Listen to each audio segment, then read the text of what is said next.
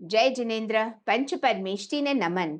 શું તમે જાણો છો કે એક આત્મા તીર્થંકર બનવાના 3 જન્મ પૂર્વે શું કરે છે?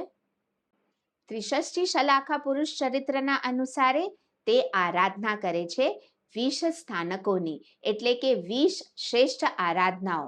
ઉદાહરણ તરીકે, જો કે 27મા જન્મમાં ભગવાન મહાવીર હતા, પરંતુ 25મા જન્મમાં નંદન મુનિ તરીકે તેમણે આ 20 સ્થાનકોની આરાધના કરી હતી. પૂર્ણ શ્રદ્ધા અને કઠોર અનુશાસનના આ માર્ગ પર ચાલતા તેમણે બાંધ્યું તીર્થંકર નામ કર્મ, અને એની સાથે જ એક તીર્થંકર તરીકે તેમનું ભવિષ્ય નિશ્ચિત થઈ ગયું. પરંતુ આ 20 સ્થાનકો આખે છે શું? અમારા આ સિરીઝના પાર્ટ 1માં આપણે જાણશું આ 20 સ્થાનકમાંથી 6 સુંદર સ્થાનકોને.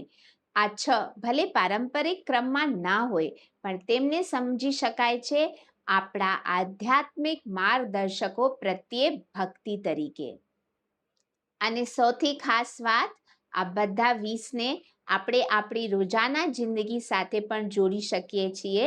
શું તમે પણ શરૂ કરવા માંગો છો તીર્થંકર બનવાની આ દિવ્ય બ્લુપ્રિન્ટ પર ચાલવું? તો નીચે આપેલા લિંક પર ક્લિક કરો અને પહેલો ભાગ અત્યારે જ જુઓ. જય જિનેન્દ્ર.